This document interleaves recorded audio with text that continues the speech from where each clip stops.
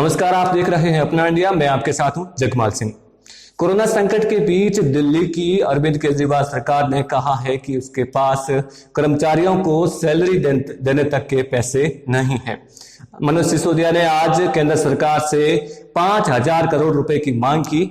इसी टॉपिक पर आज हमारे साथ हैं पॉलिटिकल एनालिस्ट वेद शर्मा जी।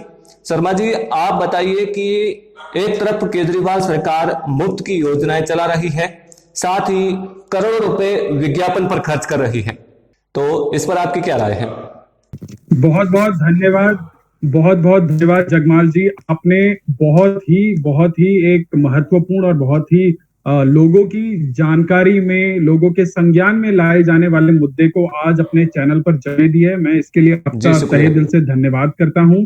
लाखों करोड़ों रुपए की चुनावी रेवड़ियां, टैक्स पेयर के हजारों करोड़ रुपए, अखबार में 5-5 पेज के विज्ञापन, चैनलों पर 10-10 मिनट अपना चेहरा दिखाने और रोज शाम को प्रेस कॉन्फ्रेंस करने से अगर दिल्ली के मुख्यमंत्री को फुर्सत मिलती तो वो कोरोना प्रभावित लोगों का दर्द समझ सकते। आज दिल्ली का हाल मैं आपको बताता हूं कि कैसे अरविंद केजरीवाल देश की जनता को और देश की जनता को गुमराह करते हैं दिन भर टीवी पर आकर।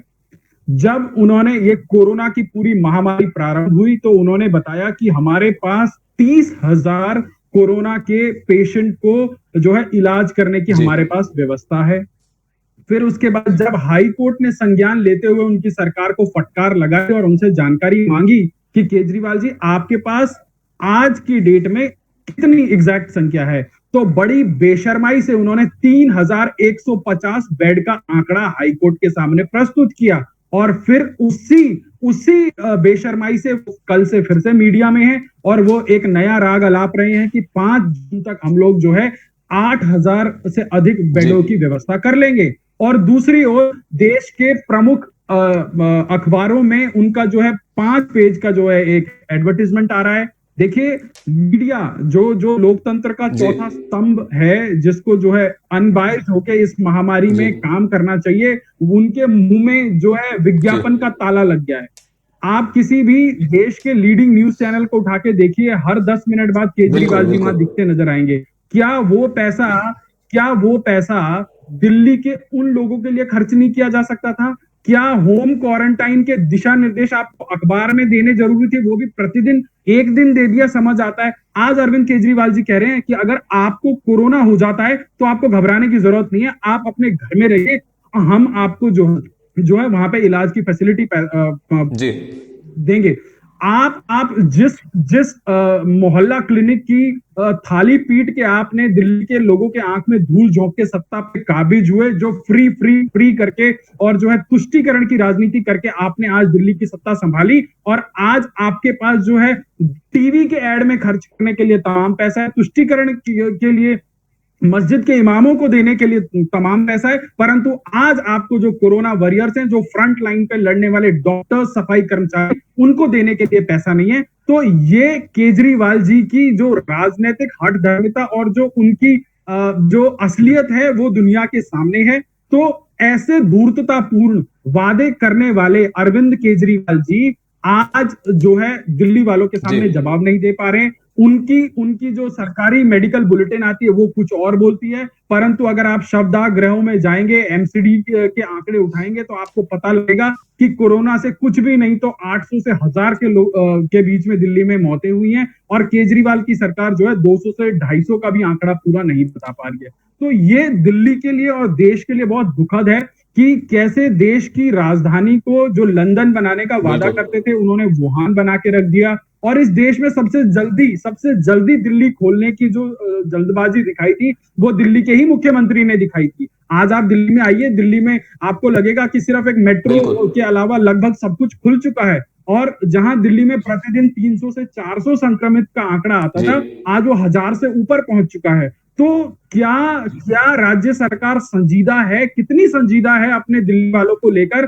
तो इससे जो इनका जो दोहरा चरित्र है, जहां केजरीवाल जी एक तरफ बोलते हैं कि हम लोग 10 लाख लोगों को खाना खिला रहे हैं, वहां पे लाखों की तादाद में जो है यहाँ का जो मजदूर है वो पलायन कर जाता है। अगर आप दिन में 10 लाख लोगों को अगर आप खाना खिला रहे हैं, तो दिल्ली के सभी सांसदों से, जब केजरीवाल जी ने मीटिंग ली थी, तो सभी सांसदों ने एक उनसे प्रार्थना की कि आप अगर 10 लाख लोगों का खाना बना रहे हैं, तो कौन से ग्रह में बना रहे हैं, कहां पे वो फैसिलिटी है, दिल्ली में 10 जी लाख लोगों का खाना सुबह दोपहर बिल्कुल शाम बन रहा है, वो एटलीस्ट दिखा दीजिए। तो आज तक केजरीवाल जी वो दिखा नहीं पाए। तो ये आंकड़ों की बाजीगरी देखिए, चुनाव से पहले ठीक है, चुनाव के वक्त में आप जो है साम दाम दंड भेद का प्रयोग करते हैं, राजनीतिक एक रास्ता कशी है, उसमें आपको जीतना होता है। ठीक है, जनता ने आपको भरपूर समर्थन दिया, आपको जो है पहले आपकी 67 विधायकों की सरकार थी, आज भी आपकी कमोबेश जो है पूर्ण बहुमत की सरकार है। परंतु दिल्ली की जनता ने कभी सपने में भी ये नहीं सोचा होगा कि अरविंद केजरीवाल जी, जो अपने आप को आम आदमी का नेता मानते हैं,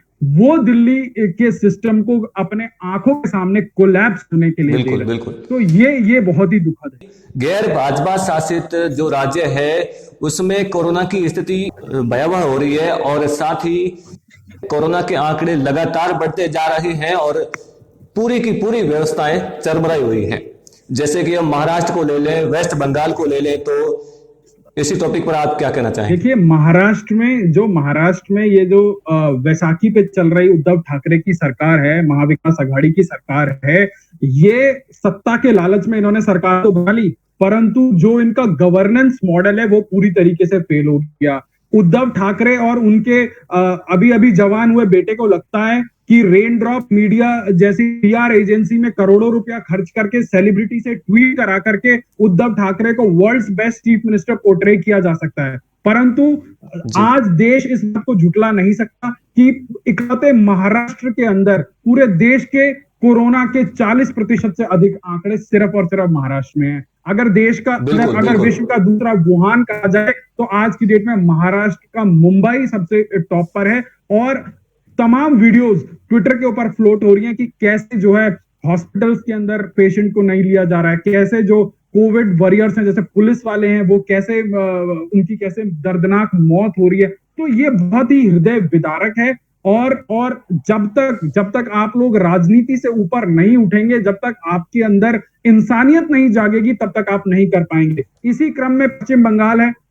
पश्चिम बंगाल की ममता बनर्जी को अभी भी तुष्टीकरण की राजनीति करनी है। अगर राजस्थान से मदरसे के बच्चे आते हैं तो उनको वो ट्रेन लेने में कोई दिक्कत नहीं है, क्योंकि वो एक संप्रदाय विशेष से आते हैं और वो उनका वोट बैंक है। परंतु अगर महाराष्ट्र से बंगाली प्रवासी अगर वापस पहुंचना चाहते हैं, तो पश्चिम बंगाल की मुख्यमंत्री कहती हैं कि ये लोग कोरोना के संक्रमित लोग हैं। मुझे ये कहते हुए बड़ा अफसोस होता है कि आज विपक्ष के लोगों ने, जहां पे एक जिम्मेवारी दिखाने का एक मौका था, देश में आपको एक पॉलिटिकल रिकॉन्सिलेशन करने का एक बहुत बड़ा मौका था, आज आपने वो मौका खो दिया है। आज आपने इंसानियत को शर्मसार कर दिया है। आप ये देखिए कैसे प्रियंका गांधी वाड्रा, उनको जो है उत्तर प्रदेश में राजनीति करनी है, इसीलिए वो उत्तर प्रदेश में जो है बस भेजना चाहती हैं। परंतु राजस्थान में उनकी सरकार है, छत्तीसगढ़ में उनकी सरकार है, और वहां पे उनको उनकी जो है इंसानियत मर जाती है। छत्तीसगढ़ में उनको बस नहीं लगानी, राजस्थान में उनकी सरकार है, वहां पे बस मजदूरों के लिए नहीं लगानी, परंतु जहां उनकी राजनीति उनको फायदा पहुंचाती है, उनको वहां राजनीति करनी है। अरे भैया, 23 करोड़ की जनसंख्या का उत्तर प्रदेश, आप देखिए कैसे गवर्नेंस का एक मॉडल देश की जनता के सामने आज पोर्ट्रे हो रहा है। कैसे मुख्यमंत्री योगी आदित्यनाथ जी जो है पूरे 1 लाख से अधिक क्वारंटाइन करने की व्यवस्था, कोविड के पेशेंट को इलाज करने की व्यवस्था वाला पहला राज्य बन गया है उत्तर प्रदेश। तो ये जब आप राजनीति से ऊपर उठेंगे, जब आप काम करेंगे, तब जाके ग्राउंड जीरो पे जाके काम करना पड़ता है लोगों को जो है ऐसी महामारी से बचाने के लिए, क्योंकि आप राज्य के मुखिया हैं और राज्य के अंतिम छोर पर खड़े हुए एक एक व्यक्ति को बचाने की जो जिम्मेवारी है वो आपकी है और उतनी ही विपक्ष के लोगों की है। तो ये जो है केजरीवाल जी दिन भर सिर्फ टीवी पर नजर आते हैं, ग्राउंड लेवल पे उनका ना कोई कार्यकर्ता नजर आता है, ना उनका कोई विधायक नजर आता है। उल्टा कोरोना की महामारी में उनका विधायक जो है टैंकर माफिया से 60-60 लाख रुपए का घूस लेता हुआ पकड़ा जाता है। महाराष्ट्र में जी। उद्धव ठाकरे जी जब राज्यपाल जो है एक असेसमेंट मीटिंग के लिए बुलाते हैं, वो खुद नहीं आते, उनकी अकड़ देखिए आप। और वो जो है अपने अपने राजनीतिक चीजों को सेट करने में लगे हुए हैं। पश्चिम बंगाल के मुख्यमंत्री जब केंद्र से जो है एक ऑब्जर्वेशन टीम जाती है कि भैया वहां पे जमीनी स्तर में हालत बहुत खराब है, राज्य सरकार आंकड़े बिल्कुल। नहीं बता रही है, और उसकी असेसमेंट करने के लिए जाती है ताकि जो है राज्य सरकार को और ज्यादा मदद पहुंचाई जा सके। और जो है उस टीम को एक दिन तक जो है ममता बनर्जी होस्टेज बना के रखती है।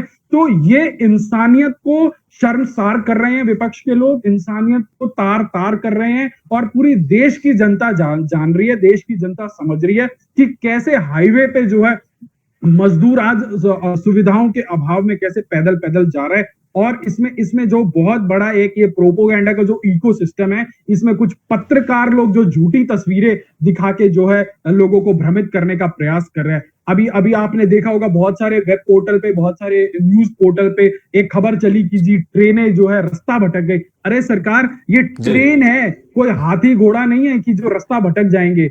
सर, जब देश में आपदा है, जब जो डिफॉल्ट रूट से चेंज करके आपको जो है कम से कम समय में अधिक से अधिक लोगों को एक प्रदेश से दूसरे प्रदेश पहुंचाना है, तो अभी अभी परसों जो है रेलवे बोर्ड के अधिकारियों ने इतनी जो है एक्सप्लेनेशन के साथ जो प्रेस कॉन्फ्रेंस में बताया कि कैसे संवेदनहीन होकर इस देश में जो है एक ब्रेकिंग न्यूज की फैक्ट्री चलाने वाले तथाकथित जो बुद्धिजीवी पत्रकार हैं, वो कैसे देश के लोगों को गुमराह कर रहे हैं। देखिए, ये आज हम और आप लोग एक आपदा में हैं, हम लोग आपदा में हैं जिसमें हमें हर किस्म से इंसानियत को बचाना है, लोगों की सहायता करनी है, ना कि झूठी अफवाहें फैलाकर जो है हम और लोगों को जो है परेशान करें। तो ये हमारी जिम्मेवारी है, और आपने भी इन सभी मुद्दों को अपने चैनल के माध्यम से जो उठाया है, लोगों तक पहुंचाने का प्रयास कर रहे हैं।